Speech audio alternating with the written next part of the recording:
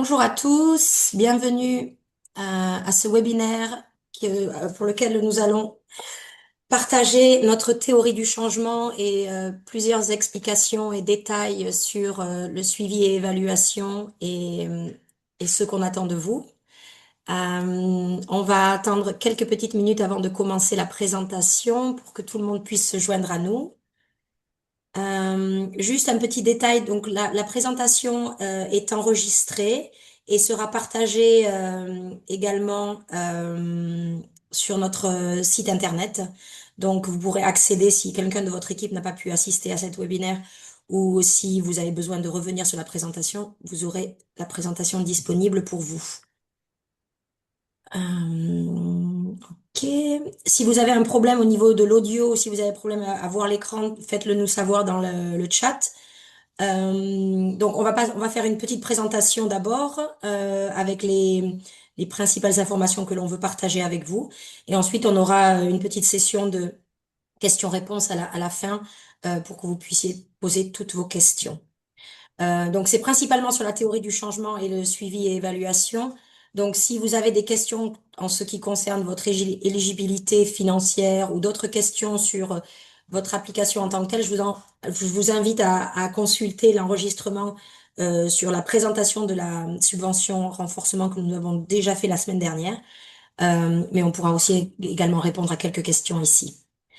Donc, je vais juste d'abord me présenter. Donc, je suis Géraldine Moreno. Je travaille avec Amplify Change depuis 6 ans maintenant. Je suis le responsable conformité des subventions.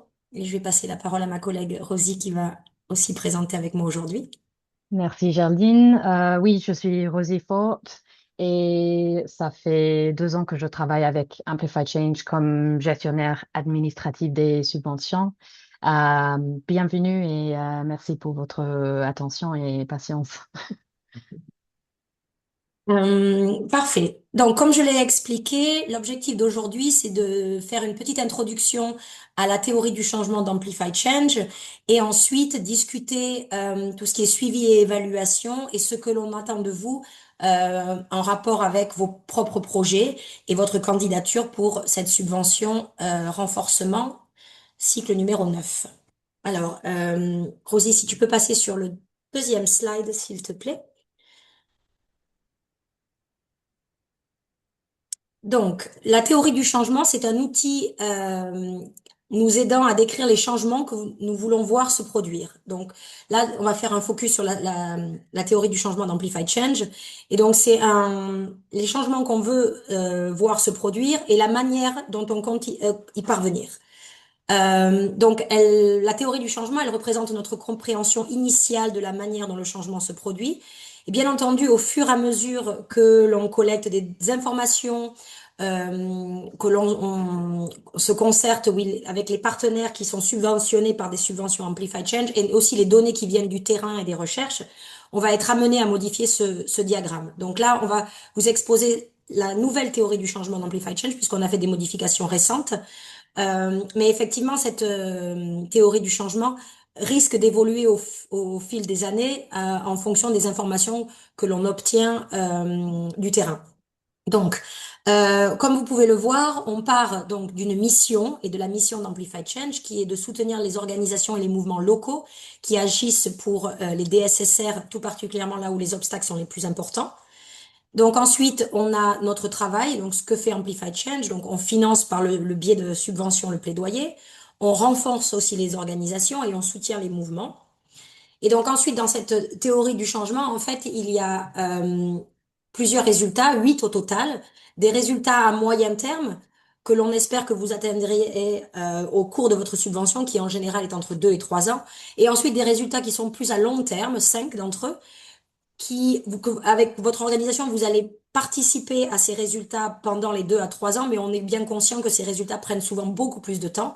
Mais votre organisation commencera à s'inscrire et initiera des premières étapes pour arriver à ces résultats à long terme. Donc je vais les mentionner ici, mais ensuite on les détaillera plus en détail dans les slides suivants. Donc les résultats à moyen terme, c'est des mouvements plus forts et plus inclusifs, un plaidoyer d'initiatives locales plus audibles et des organisations locales plus fortes. Au niveau des résultats à long terme, on parle d'une prise de conscience que les DSSR sont un droit fondamentalement humain, des normes sociales plus inclusives et un recul de la stigmatisation et de la discrimination, des réformes politiques et législatives qui améliorent l'accès au DSSR. Celui-là, on l'a entouré parce que c'est nouveau, un engagement des gouvernements à financer les DSSR et ce résultat a été ajouté suite à toutes les coupes financières et les coupes des bailleurs de fonds auxquelles on a pu assister ces dernières années. Donc c'est quelque chose de très important pour nous, surtout sur ce cycle de financement. Et un accès élargi à des services qualitatifs de SSR. Donc ça, c'est les 8 résultats, donc à moyen terme et à long terme. Et ensuite, quels sont les objectifs? Donc, mettre fin aux violences basées sur le genre, mettre fin aux avortements non sécurisés, des services de SSR pérennes et basés sur les droits pour tous et pour toutes, l'éducation et l'information sur les DSSR pour tous et pour toutes, et éliminer la stigmatisation et la discrimination. Et donc, ces résultats à long terme et donc les objectifs vont nous mener à la vision d'Amplify Change, qui est un monde où les individus, où qu'ils soient, puissent librement faire leurs propres choix concernant leur DSSR.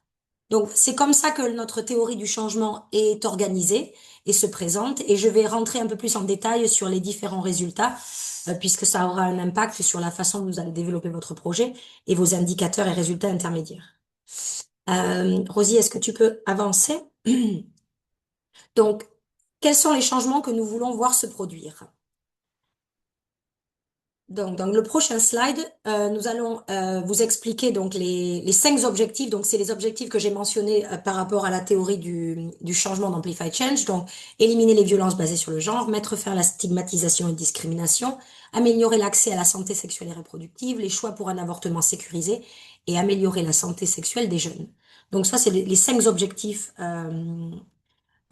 principaux. Et donc ensuite ici, on va vous parler un peu plus des 5 résultats à long terme. Donc le premier, en fait, c'est une prise de conscience que les droits et la santé sexuelle et reproductive sont un droit humain fondamental. Et donc en prenant conscience que la santé sexuelle et reproductive est un droit humain fondamental, les personnes se sentent légitimes à rechercher ces soins dont ils ont besoin. Et comprendre que ces services sont un droit pour tous signifie que les citoyens demanderont aussi des comptes au gouvernement pour les obtenir. Donc ça, c'est vraiment un changement de mentalité, de se dire que les DSSR sont un droit humain, donc j'y ai droit, et je demande des comptes aux responsables politiques concernant ces droits. Le deuxième point, c'est des réformes politiques et législatives améliorant l'accès aux droits et à la santé sexuelle et reproductive. Donc, effectivement, souvent, on est confronté à un archaïsme des lois et des politiques, et c'est souvent ça qui bloque et qui faut, en fait, est à l'origine de difficultés à obtenir des services essentiels de santé sexuelle et reproductive. Par exemple, comme la contraception ou l'avortement sécurisé. Donc, la réforme de ces lois politiques, enfin de ces lois, pardon, et des canevas politiques peut lever les obstacles qui empêchent les professionnels de santé, par exemple, de délivrer ces services et les individus d'y avoir recours. Donc ça, c'est important aussi. On ne parle pas forcément tout le temps de nouvelles lois, mais peut-être travailler aussi avec les lois qui existent déjà, mais qui sont archaïques. Donc ensuite, on a en troisième point un accès élargi à des services qualitatifs de santé sexuelle et reproductive. Donc des lois et politiques qui sont favorables sont un premier pas, effectivement.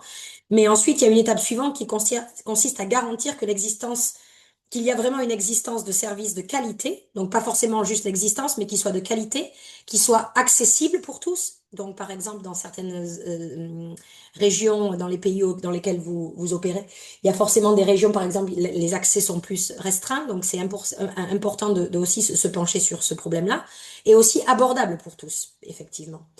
Et ils doivent être conçus, ces services, pour répondre aux besoins spécifiques de différentes communautés, en particulier celles qui sont confrontées à des obstacles spécifiques dans l'accès aux soins. Donc, on a parlé de tout ce qui était politique. Maintenant, il y a tout ce qui est normes sociales, bien entendu, plus inclusives et un recul de la stigmatisation et de la discrimination.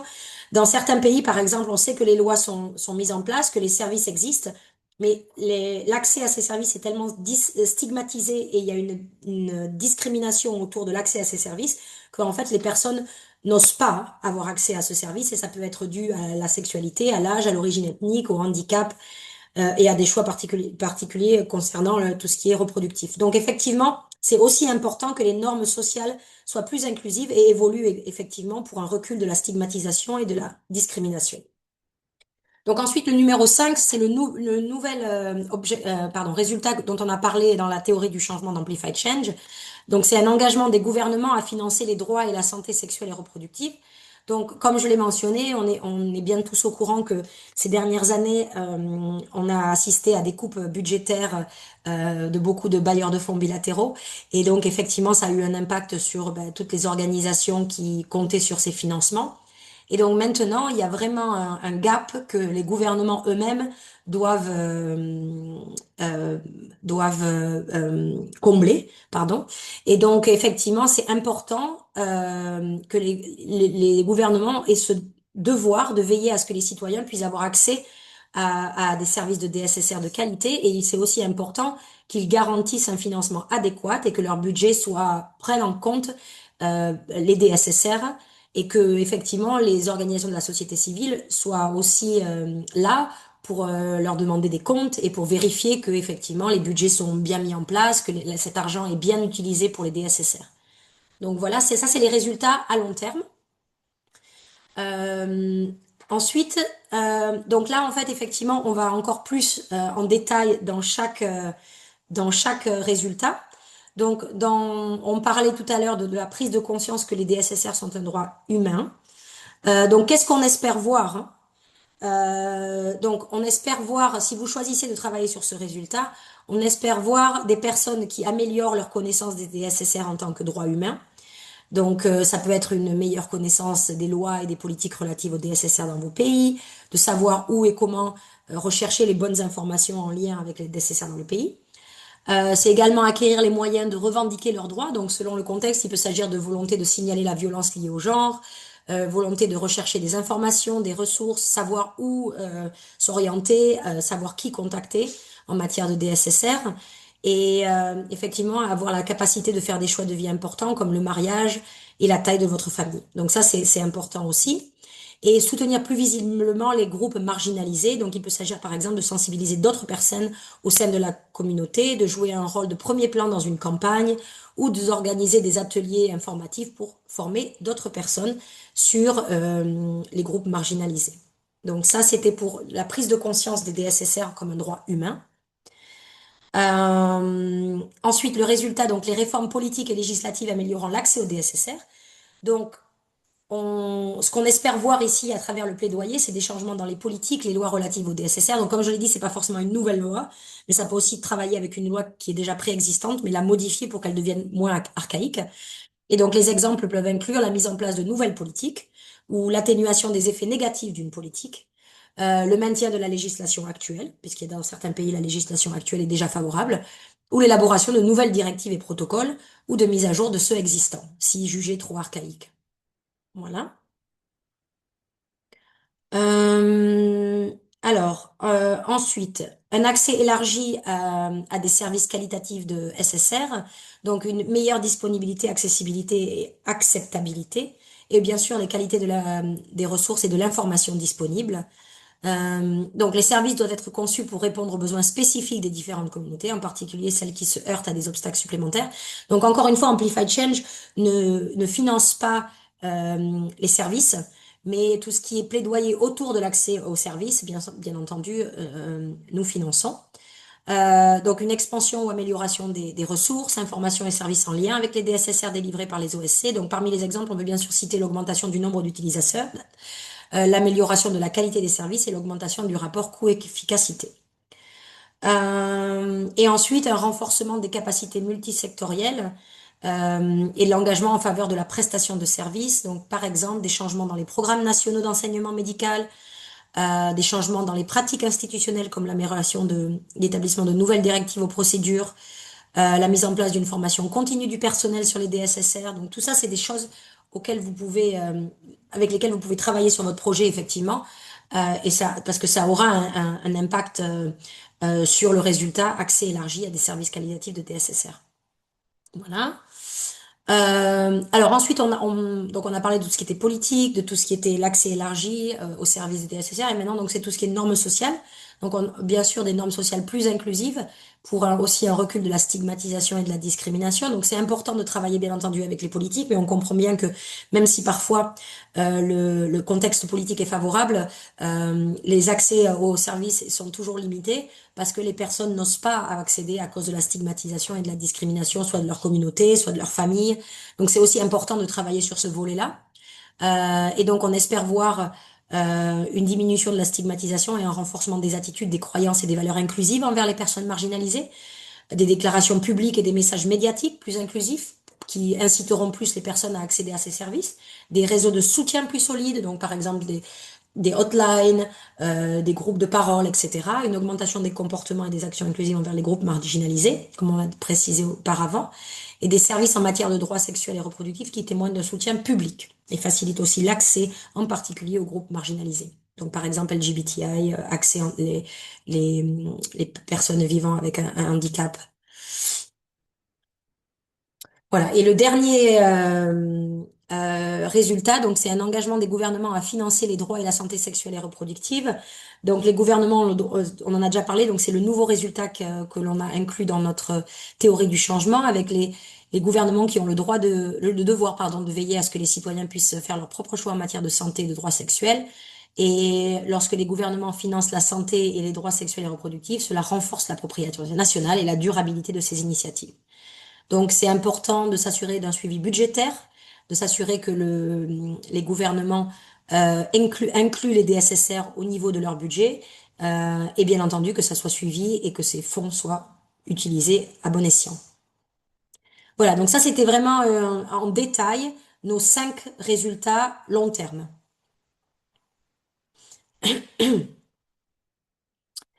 Juste je vois une petite question. La théorie du changement, bien sûr, on va vous partager les slides, donc elle sera là, mais elle est aussi disponible sur le site internet d'Amplify Change.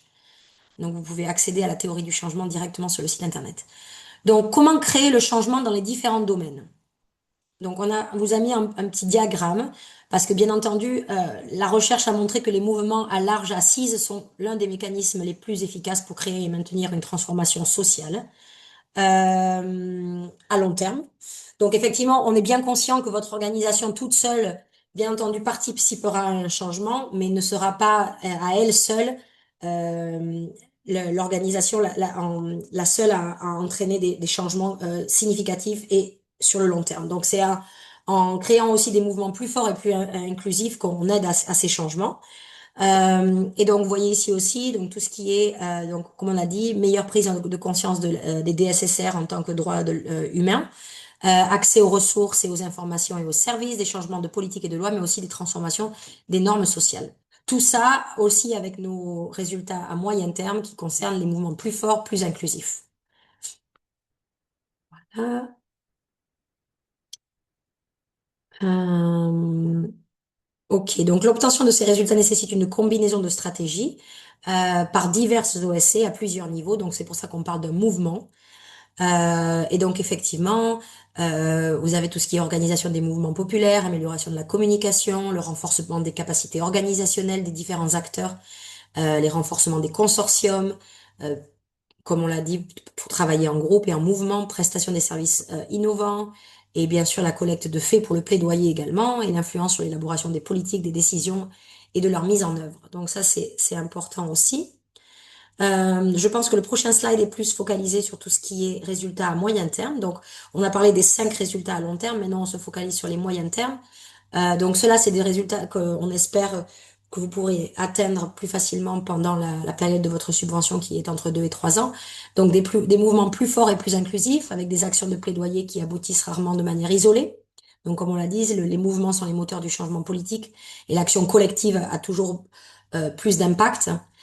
Des organisations locales plus fortes, donc elles fournissent la structure durable nécessaire pour le changement. Donc c'est pour ça que par exemple, au sein de votre budget, vous pouvez allouer jusqu'à 40% de votre subvention de tout ce qui est renforcement organisationnel, parce on est conscient que des organisations de la société civile qui sont fortes et robustes et ont un socle robuste sont plus à même à apporter du changement.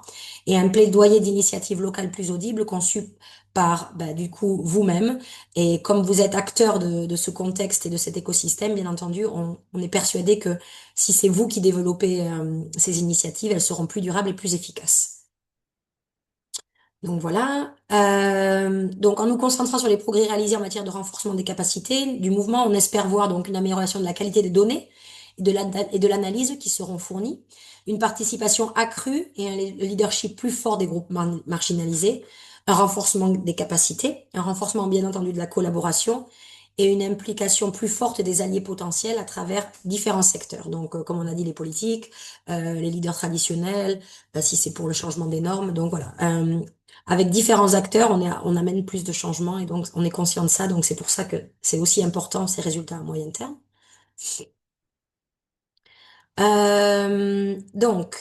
Comment mon organisation s'inscrit-elle dans cette théorie du changement? Est-ce qu'on doit travailler sur tous les résultats? Donc effectivement, vous pouvez travailler si vous le voulez sur tous les résultats, mais c'est pas une prérogative. Vous travaillez sur les résultats qui vous conviennent le mieux et qui sont le plus relatifs à votre projet. Donc on est bien conscient qu'aucune organisation ne crée le changement social à elle seule, mais chaque organisation joue un rôle unique et contribue collectivement à atteindre un objectif global. Donc effectivement, vous pouvez travailler et choisir les résultats long terme, moyen terme que vous souhaitez. Et il n'y a pas de problème si vous voulez travailler sur tous, mais on vous encourage plus à travailler sur certains résultats spécifiques, puisqu'on est conscient que travailler sur tous les résultats, ça peut diluer l'efficacité de votre travail et de votre projet. Voilà. Et donc là, en fait, l'exemple de changement, on a mis quelques exemples pour vous les illustrer ce dont on a parlé auparavant. Donc, par exemple, 50 femmes d'une communauté indigène ont amélioré leurs connaissances sur la violence basée sur le genre en tant que problème de droit humain. Donc là, par exemple, on se réfère au résultat qui est de dire que les DSSR sont un droit humain fondamental. Donc en participant, mettant en place des activités ou des réalisations qui ont amené à ce changement-là, on est effectivement en lien avec le résultat dont on a parlé auparavant, qui consiste à considérer les DSSR comme un droit fondamental humain. Donc ensuite, par exemple, un chef religieux influent a changé d'avis pour soutenir les droits des LGBT, Q+ communauté. Donc ça, c'est par exemple tout ce qui est agir sur les normes sociales et des normes sociales plus inclusives. Donc travailler avec des chefs religieux, pardon, ou des leaders religieux ou traditionnels, ça peut aussi avoir un impact donc sur la transformation des normes sociales. Donc ensuite, de nouveaux partenariats établis avec des organisations confessionnelles locales. Donc par exemple, établir des partenariats avec de nouveaux acteurs, des acteurs clés qui vont amener des changements est aussi quelque chose d'important. Où 40% des écoles de la ville mettent désormais en œuvre une éducation sexuelle complète, contre 30 l'année dernière. Donc ça, par exemple, c'est clairement un indicateur de changement puisqu'il y a une augmentation. Donc ça veut dire que votre projet a eu un impact important sur l'accès à l'information au DSSR, avec les changements, par exemple, de curriculum dans les écoles. Donc voilà, ça c'est des exemples types en relation avec les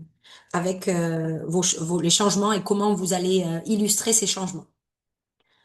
Voilà, donc là, en fait, on vous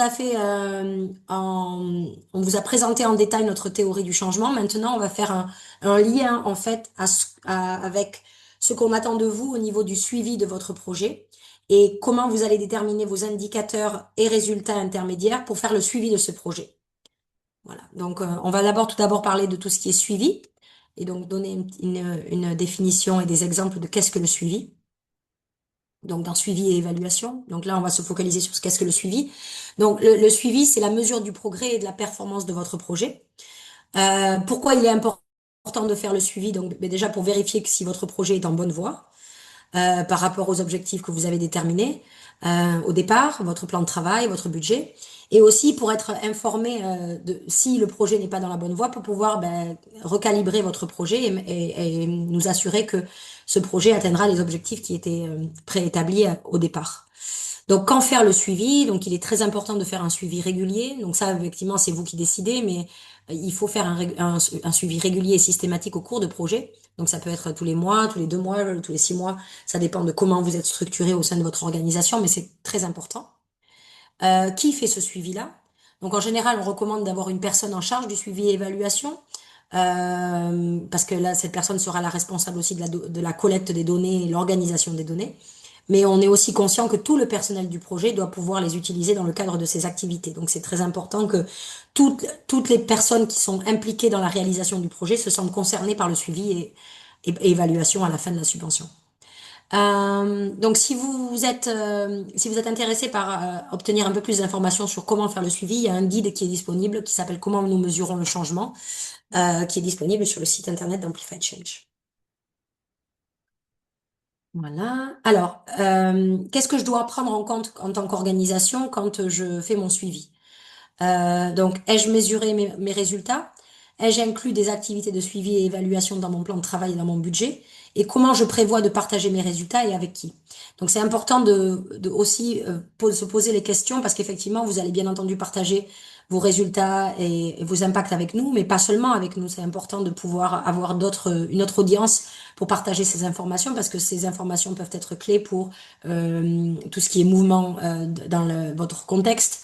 Donc, par exemple, en fonction de votre projet, si vous collectez des informations ou des données sur un sujet particulier, peut-être que vous pouvez partager ça avec un de vos partenaires qui en aura besoin pour d'autres activités. Donc, c'est important de définir votre audience et comment vous allez les partager, votre stratégie de communication sur comment vous allez mettre en œuvre ce partage de données.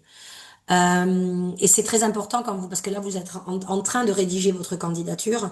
Donc, quand vous allez travailler sur le plan de travail et sur le budget, il est important que vous allouez des fonds pour tout ce qui est suivi et évaluation parce que c'est très important, surtout dans une subvention renforcement, que vous ayez les moyens de mesurer les impacts de votre projet. Voilà. Donc, définir les résultats globaux. Donc, on en a parlé. Donc, il y en a 8 au total. Donc, on a dit 5 à long terme et 3 à court terme, enfin moyen terme, pardon. Donc, ces résultats globaux nous permettent d'arriver à la vision globale d'Amplified Change comme expliqué dans la théorie du changement. Et les choix du résultat global que vous voulez atteindre dépendent bien entendu de votre projet. Donc on a remis en slide 24 la théorie du changement. Elle apparaît plusieurs fois dans les slides, mais encore une fois, elle est disponible aussi sur tout ce qui sur le site internet d'Amplify Change, pardon. Voilà, donc maintenant que nous avons présenté la théorie du changement, qu'on a expliqué tout ce qui est suivi et qu'est-ce qu'on attend de vous au niveau du suivi, donc on va vous demander, donc vous allez devoir remplir un plan de travail, un budget et on va vous demander aussi de remplir ce qu'on appelle les indicateurs et résultats intermédiaires. Donc, dans le fichier Excel qui est disponible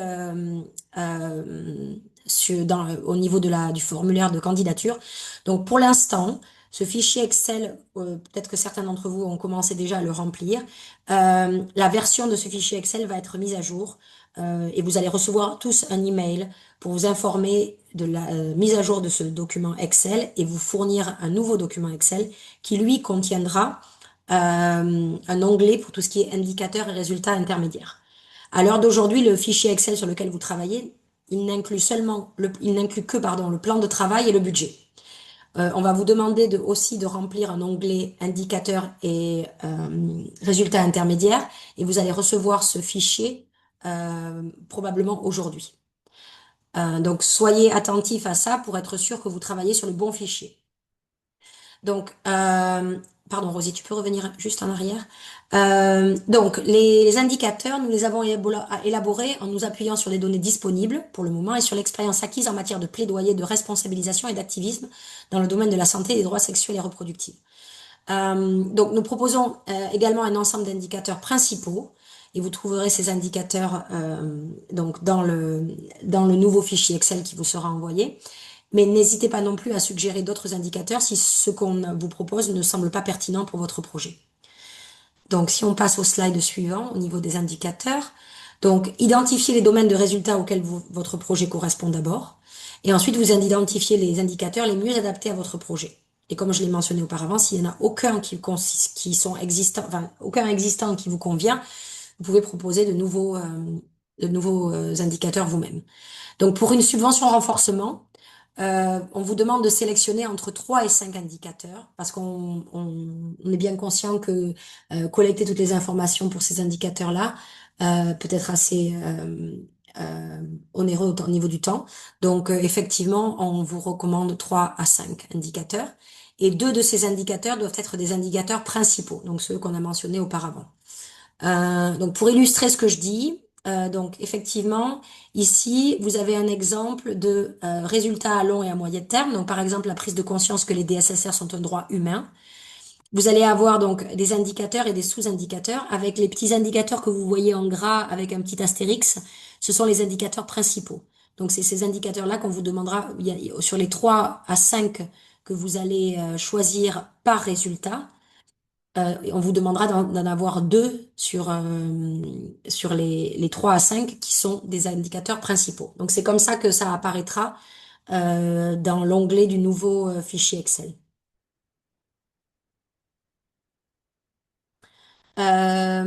Donc, définir vos résultats intermédiaires du projet. Donc, on a parlé des indicateurs, et ensuite, une fois que vous aurez défini vos indicateurs, vous allez vous-même mettre en place des résultats intermédiaires qui vont vous aider, en fait, à vérifier la réalisation des indicateurs. Donc, les résultats intermédiaires sont les points de contrôle les plus significatifs du cycle de votre projet, et vous allez devoir rapporter sur ces résultats tous les 6 mois, en même temps que votre rapport financier et votre rapport narratif, si vous êtes bien entendu éligible, si vous êtes bien entendu sélectionné pour une subvention. Donc ces résultats, ils vous permettent de suivre les progrès réalisés au regard des indicateurs que vous avez choisis au fil des périodes de rapportage successifs. Et donc rappelez-vous bien que les résultats sont distincts des activités ou des réalisations de votre projet. Et ces activités et réalisations, elles figurent au niveau de plan de travail et du budget. Donc les résultats, en fait, ils doivent refléter ce à quoi vous comptez arriver grâce à vos activités. Donc ça, c'est important de le garder à l'esprit pour ne pas créer de confusion.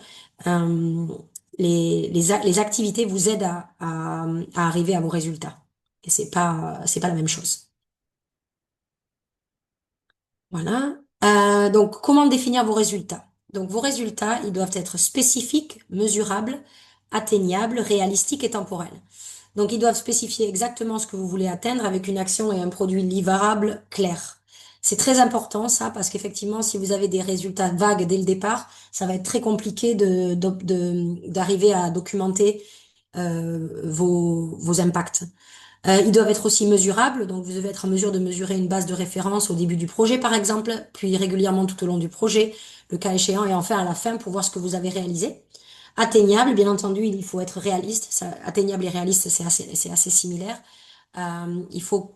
L'objectif, c'est pas de mettre en place des résultats qui sont non atteignables dès le départ, parce que sinon, ça va être compliqué pour vous de pouvoir répondre à ces résultats.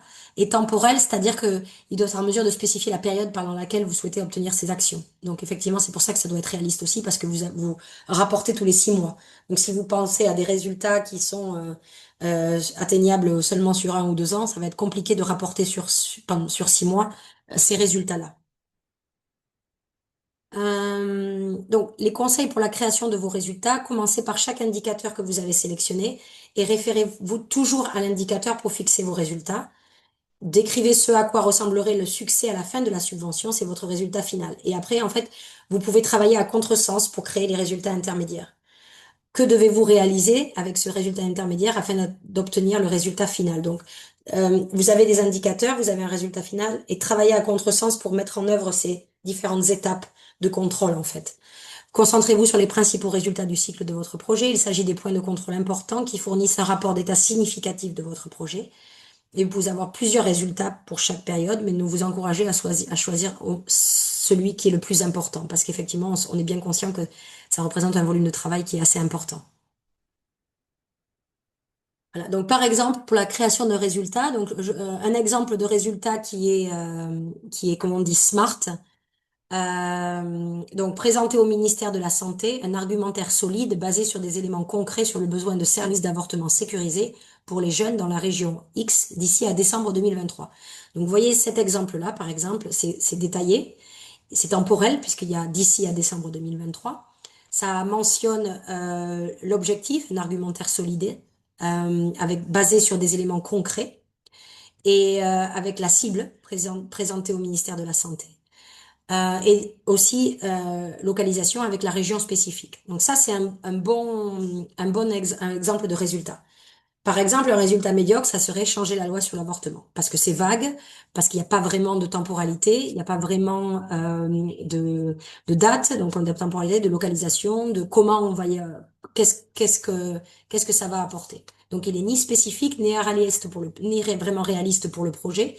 Et donc, effectivement, si vous présentez un résultat comme ça, c'est assez difficile pour nous d'imaginer ce que vous allez mettre en place pour atteindre votre objectif. Voilà. Conseil pour la création de résultats. Donc, pour mesurer la progression de vos résultats et leur contribution à la réalisation de l'indicateur global que vous aurez sélectionné, vous devez réfléchir aux preuves clés, moyens de vérification, donc que vous devez collecter ou produire tout au long du projet. Donc, les moyens de vérification peuvent être tout ce qui montre votre progression par rapport à vos résultats ou la preuve du changement vers lequel vous avez travaillé. Donc, les moyens de vérification peuvent être quantitatifs ou qualitatifs. Soyez créatifs. Il y a plusieurs sortes de moyens de vérification et Rosie va nous en parler un peu plus avec des exemples dans les prochains slides. Mais lorsque vous décidez vos moyens de vérification, pensez à la manière dont vos systèmes de suivi collecteront les informations clés appropriées pour évaluer les progrès.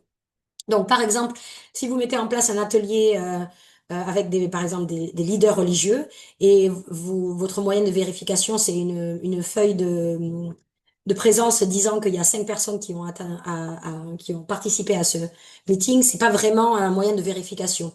Le moyen de vérification, c'est par exemple peut-être faire un questionnaire d'après atelier pour savoir s'ils ont changé leur mentalité, s'il y a des choses qui ont été débloquées ou changées par rapport à à cet atelier en particulier. Donc c'est important de comprendre que les moyens de vérification, c'est vraiment quelque chose qui doit nous faire être une preuve de changement, pas juste une preuve de l'activité en elle-même, mais vraiment ce que l'activité a amené comme changement. Donc ça c'est important. Rosie, je te laisse la Euh, parole pour parler un peu plus des moyens de vérification? oui, donc je vais juste parler de quelques exemples de qu'est-ce qu'on accepte comme moyen de vérification. Euh, Ce sont importants pour nous pour que vous puissiez démontrer que vous avez eu un impact et que les preuves sont essentielles pour convaincre les gens de la nécessité d'un changement. Euh, oui, et comme Geraldine a dit, cela n'a pas besoin d'être compliqué. L'utilisation des questions issues de cadres de collecte de données existants telles que les enquêtes DIH, enquêtes démographiques et de santé, ou oui, un exemple Afrobaromètre peut aider à donner une indication de l'évolution au fil du temps ou à juste justifier la nécessité d'une intervention. Oui, il n'est pas nécessaire de mener une évaluation de grande envergure pour obtenir Oui, des données pertinentes. Un simple questionnaire de 3 questions à remplir après la formation ou une liste de contrôle avant ou après pour suivre le progrès. Euh, Commencez par définir ce que vous souhaitez apprendre. Euh,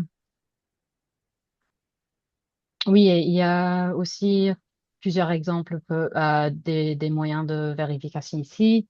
Euh, Un récit convaincant qui illustre l'impact des activités que vous menez peut s'avérer tout aussi efficace. Les éléments probants qui étayent votre travail sont utiles, non seulement pour l'établissement de rapports, mais aussi pour la collecte de fonds. Euh, L'utilisation conjointe des données quantitatives ou qualitatives permettent d'obtenir une vision complète de la situation.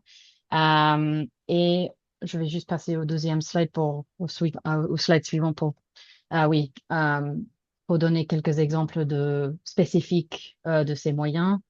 Oui, des citations, lettres ouvertes, témoignages. Oui, on va partager ces slides après cette session, donc vous pouvez les lire en détail, mais c'est juste pour montrer qu'il y a un divers, euh, il y a des options diverses pour démontrer le changement. Et pour chaque résultat, on va vous demander de donner tous les moyens que vous avez donnés dans le feuille Excel. Donc, soyez réaliste et spécifique aussi.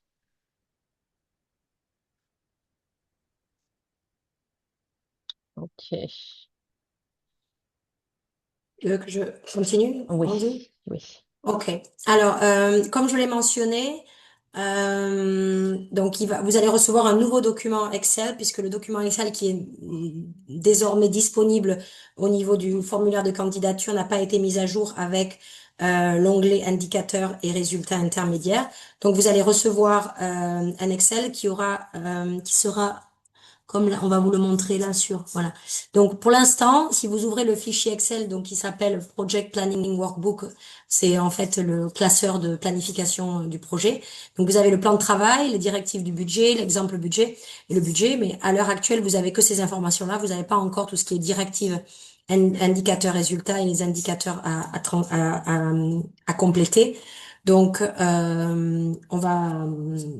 on va s'occuper de ça aujourd'hui. Vous allez recevoir un email et on va mettre à jour l'Excel pour que vous puissiez accéder à ce nouvel Excel où vous aurez l'onglet pour lequel vous pourrez remplir cette section aussi également de votre candidature.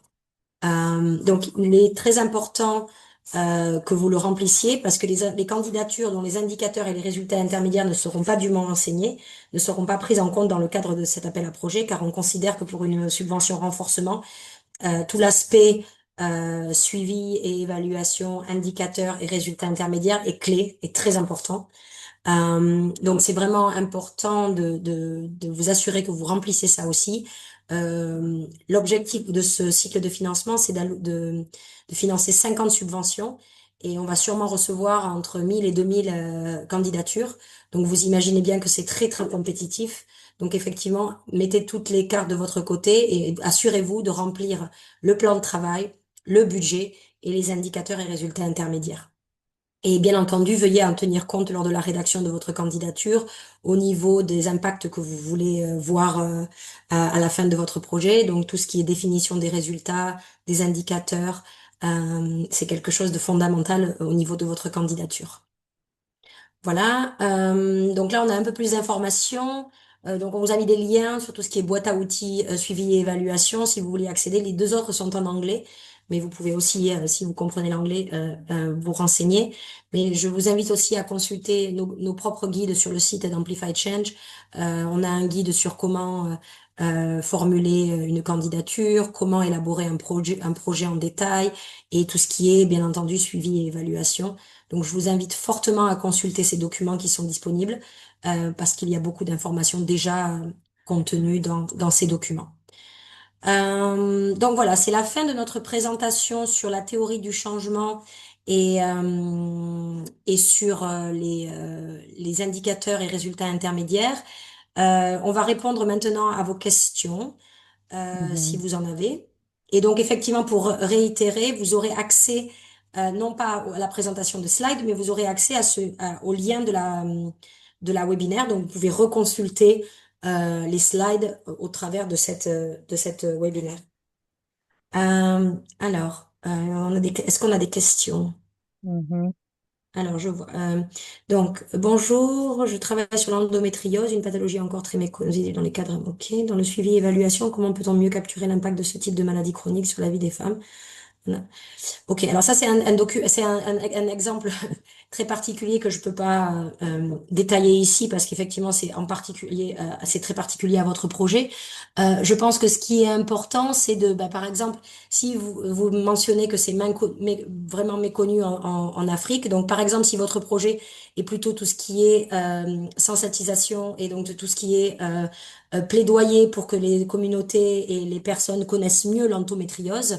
Donc, c'est par exemple documenter comment vous allez mesurer l'impact entre le début de votre projet et la fin. Donc, par exemple, le nombre de personnes qui ont été formées, peut-être un changement de practice avec les médecins, si les médecins sont mieux formés à ce sujet, etc.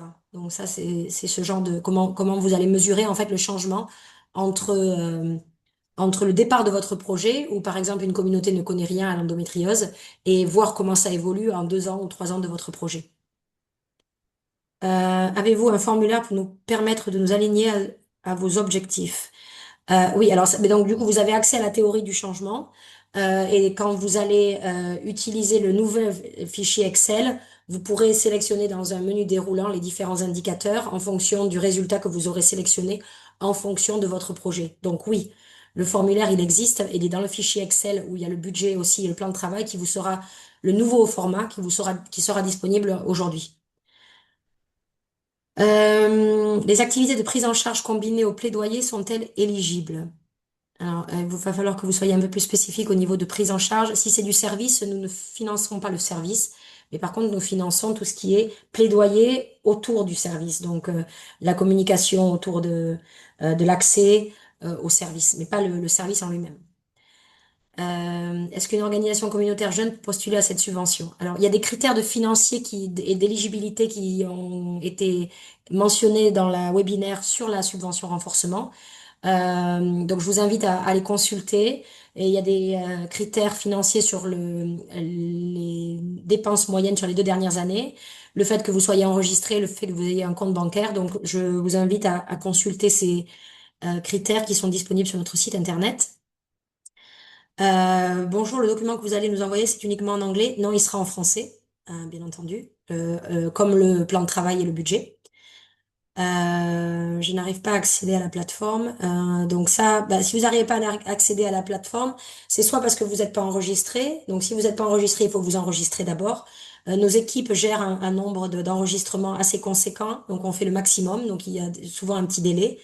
Si vous êtes déjà enregistré mais que vous avez perdu votre mot de passe, vous pouvez aller sur le site et cliquer sur réinitialiser mon mot de passe et vous recevrez un nouveau mot de passe. Euh, Est-il possible de télécharger les outils de rédaction pour travailler hors ligne? Donc, hélas, non. Cette année, on n'a pas mis en disposition les documents hors ligne, mais une fois que vous êtes enregistré, vous aurez accès au fichier Excel et vous avez toutes les questions où vous pouvez candidater et vous pouvez PDF, vous pouvez imprimer ce document pour l'avoir à l'extérieur. Oui. Les conditions d'éligibilité, comme je l'ai mentionné, je ne vais pas les rappeler ici, elles sont disponibles sur notre site internet et vous pouvez aussi avoir accès à l'enregistrement de la webinaire précédente sur les critères d'éligibilité.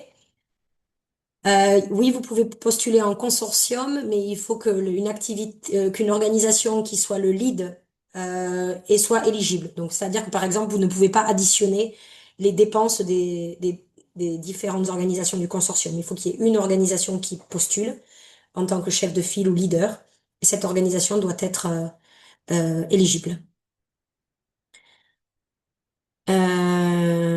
Quels sont les critères des zones régions prioritaires pour le financement? Donc, il y a une liste de pays éligibles sur le site internet. Dire la RDC en fait partie, Coma en fait partie. Donc, je vous invite encore une fois à vous renseigner, à vous rapprocher du site internet. Vous avez la liste éligible de tous les pays. Merci. Concernant les 40% de renforcement organisationnel, doit-il être lié au projet proposé? Non, c'est principalement le renforcement organisationnel de votre organisation en tant que telle. Donc, par exemple, c'est le financement de votre site internet, par exemple. Ça peut être le renforcement de votre logiciel comptable. Ça peut être le financement de vos conseils d'administration, la formation de votre staff.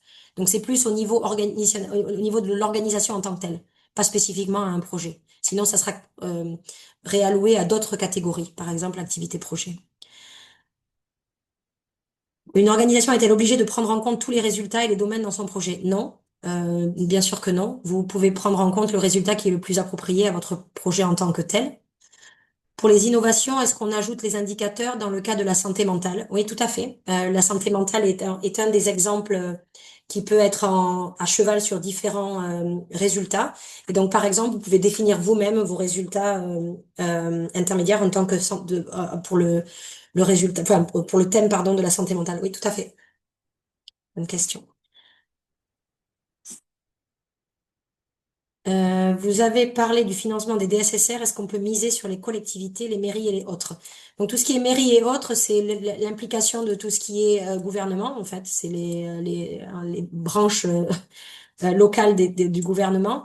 Donc vous pouvez bien entendu utiliser les mairies et autres et collectivités comme partenaires, enfin comme population clé pour partager. Mais par contre, vous ne pouvez pas financer, enfin, vous ne pouvez pas utiliser le financement pour financer les collectivités. Mais par contre, les utiliser comme partenaires pour ou comme audience pour certaines de de vos réunions ou de vos activités, bien entendu.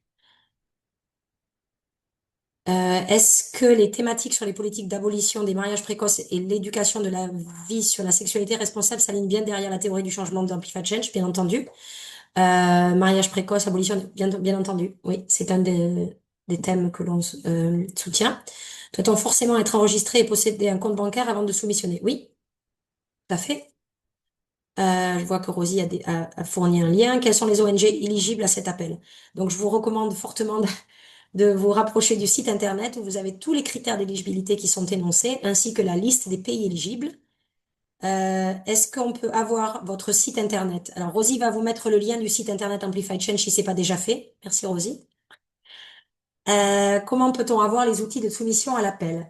Donc, une fois que vous êtes enregistré sur Flux, vous allez avoir accès sur votre plateforme en cliquant sur candidater. Vous aurez accès au questionnaire de candidature et dans la section documents du formulaire de candidature, vous aurez accès au document Excel qu'on appelle classeur de planification du projet où vous aurez le budget, le plan de travail et les indicateurs et résultats intermédiaires.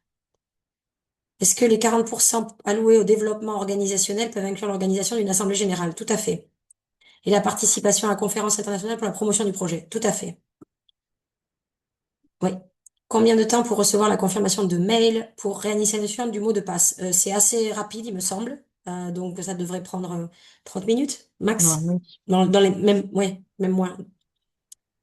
Euh, les activités à financer doivent être uniquement sur le plaidoyer ou peut-on faire des séances de sensibilisation des émissions radio? Non, les émissions radio et les sensibilisations, c'est une forme de plaidoyer. Donc oui, tout à fait. Séance de sensibilisation et émissions radio, c'est OK. Est-ce que nous pouvons postuler pour un projet uniquement renforcement des capacités? Non. Jusqu'à 40% de votre budget, peut-être spécifiquement sur le renforcement des capacités. Alors, si vous n'avez pas accédé à la première webinaire, le lien de la première webinaire est sur le site internet. Peut-être que Rosie, tu peux mettre le lien. Merci. Le pourcentage alloué au suivi évaluation, il n'y a pas de pourcentage spécifique clé. C'est vraiment comme vous le souhaitez.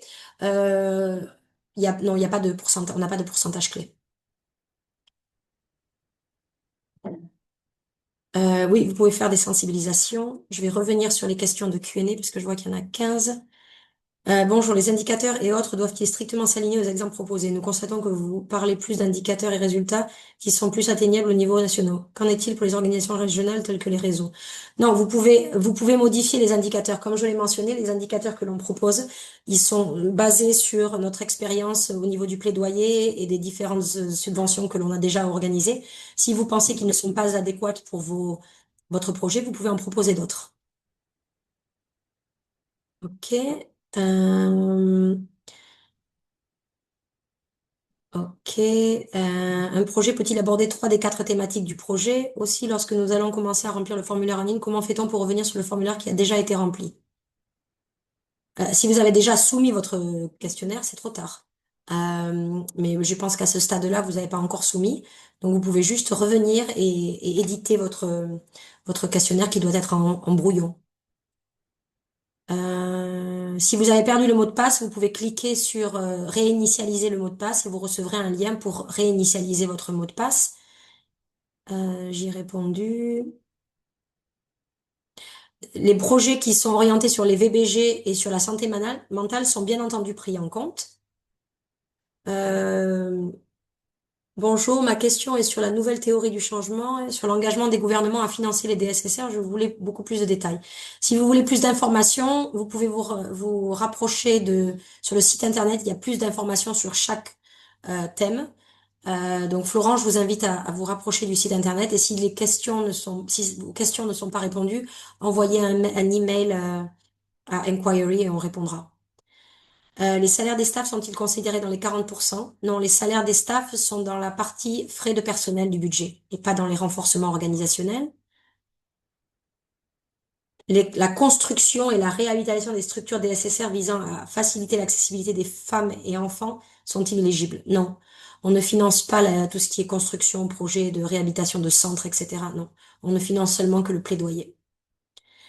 La Mauritanie est-elle éligible? Oui, mais je vous conseille de vous rapprocher de la liste des pays éligibles. Est-ce que ce financement concerne les personnes souffrant de maladies tropicales négligées et qui sont marginalisées? Non. Nous ne finançons que tout ce qui est relatif au DSSR. Donc, s'il y a un impact, s'il y a un angle qui concerne tout ce qui est DSSR, donc par exemple l'accès marginalisé au DSSR de personnes avec des maladies tropicales, ça peut être un angle, mais de but en blanc comme ça, je dirais non. Pouvez-nous vous fournir la fiche de suivi? Elle sera fournie en français, ne vous inquiétez pas, dans le nouveau formulaire. Est-ce que les organisations non enregistrées peuvent... Non, vous ne pouvez pas, vous devez être enregistré. C'est un des critères principaux de ce cycle de financement. Est-il possible d'intégrer en plus dans notre plaidoyer un fonds de soutien pour les jeunes adolescents victimes de complications des avortements? Alors, je ne sais pas trop qu'est-ce que vous mentionnez par fonds de soutien. Mais si c'est tout ce qui est plaidoyer pour tout ce qui est soins post-avortement, oui, on peut. Le plaidoyer, oui. Mais en tant que tel, utiliser les fonds d'Amplified Change pour les soins post-avortement, non, c'est pas possible. Également, le récépissé de notre organisation a expiré le 20 mai. Nous sommes dans la démarche de renouvellement, mais ça peut prendre du temps. Si vous êtes officiellement enregistré et c'est juste un renouvellement, oui, vous pouvez postuler. Est-ce qu'un projet qui vise à collecter des données pour préparer des outils de plaidoyer est-il envisageable? Oui. Est-ce qu'il faut enregistrer de nouveau pour ceux qui étaient enregistrés? Non, si vous êtes déjà enregistré, dans la plateforme, vous n'avez pas besoin de vous réenregistrer. Ok, la date de fin de... euh, peut-être, Rosie, est-ce que ça te dérange de rappeler les dates clés? Est-ce que tu peux... est-ce que je les ai quelque part, 2 secondes? Euh, Si je les trouve, je te les envoie. Juste pour répondre à une Je les question en ai. ce qui concerne. Ah, super. Si tu peux les mettre dans la boîte de chat, comme ça répond à la question qui concerne Ok. les dates clés. Merci. L'intégration des recommandations citoyennes liées au VBG et au DCSR dans les plans de l'Ain peut-elle être considérée comme une forme de plaidoyer? Oui, tout à fait. Vous partez d'un constat et de recommandations qui ont été faites pour mettre en place votre plaidoyer, tout à fait. Amplified Change valorise-t-il davantage les projets ciblant des zones particulièrement vulnérables au VBG et au DSSR, même lorsque l'intervention est limitée à quelques communes plutôt qu'à une couverture nationale? Non, c'est similaire. On n'a pas vraiment de priorité là-dessus. Euh, ok. Oui, le thème est éligible. Plaidoyer sur la santé menstruelle, l'hygiène menstruelle et la pauvreté menstruelle. Tout à fait. C'est un des thèmes. Les projets doivent être impérativement démarrer en janvier 2027 ou est-ce possible de les décaler à mars?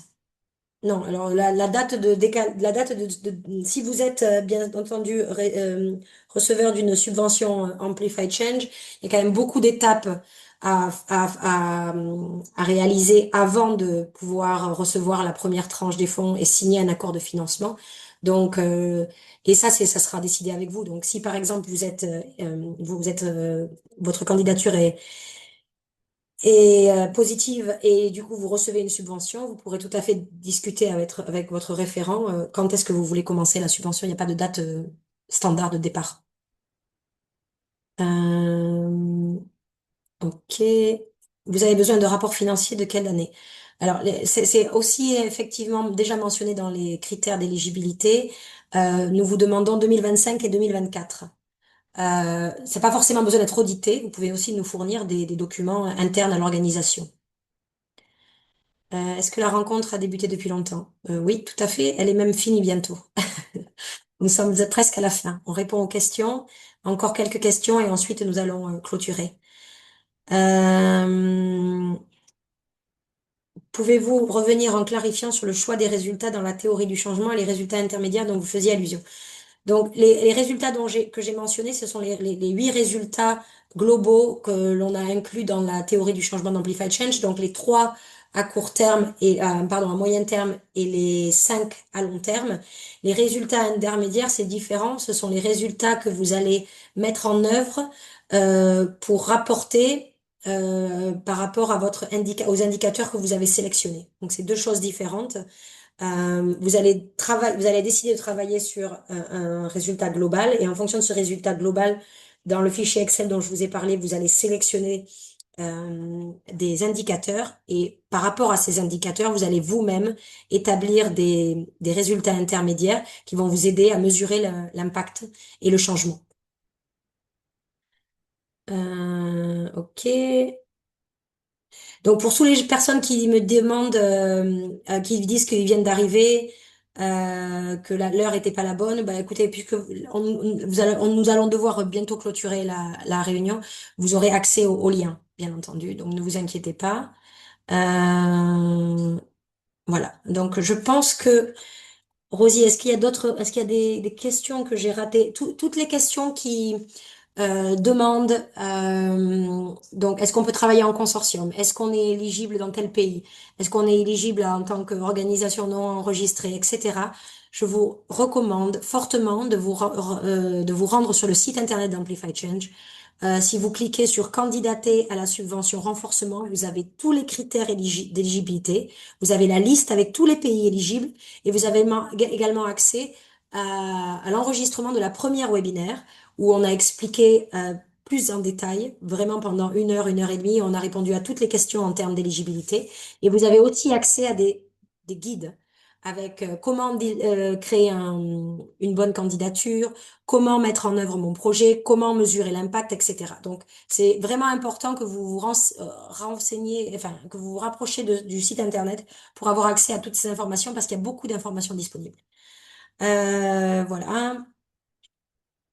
Je pense que c'est bon, hein. Rosie, je pense qu'on a couvert Oui. toutes les informations. Mhm. Il y a des questions qui ne sont toujours pas claires, enfin, pardon, des réponses qui ne sont toujours pas claires après avoir consulté le site internet, etc., n'hésitez pas à nous envoyer un email, tout ce qui est dans la boîte dans la boîte email de Amplify Change Inquiry. Peut-être, Rosie, tu peux mettre Mhm. l'adresse email, s'il te plaît? Comme ça, vous avez accès à ça aussi. Mais je vous invite fortement, avant d'envoyer l'email, à Mhm. vraiment consulter le site internet et à vous renseigner sur le site internet et à lire le guide et toute la documentation qui est aussi disponible au niveau du formulaire de candidature et également dans le fichier Excel, parce que dans le fichier Excel, pour le plan de travail, le budget et les indicateurs et résultats intermédiaires, vous aurez aussi des directives. Donc, c'est vraiment important que vous consultiez tout avant de nous envoyer un email parce que notre boîte email est surchargée en ce moment, comme vous pouvez Mhm. l'imaginer. On a plus de 300 emails par jour à procéder, enfin, pardon, à lire. Et donc, effectivement, il y aura forcément un retard. Mhm. Voilà. Donc, n'hésitez pas à consulter la documentation disponible avant de poser la question. Voilà. Je vous remercie beaucoup pour votre attention et votre participation aujourd'hui. Et je vous souhaite bon courage pour la rédaction de votre candidature. Et surtout, surtout aussi une petite faveur que je vous demande, ne soumettez pas votre candidature au dernier moment, parce que Mhm. comme vous pouvez l'imaginer, on va recevoir beaucoup, beaucoup d'informations. Donc c'est toujours mieux de soumettre votre candidature peut-être un jour ou deux avant la Oui, date butoir. Voilà. il n'y a pas Merci de à problème. tous et bonne journée. Merci beaucoup. Merci Rosie. Au revoir. Au revoir.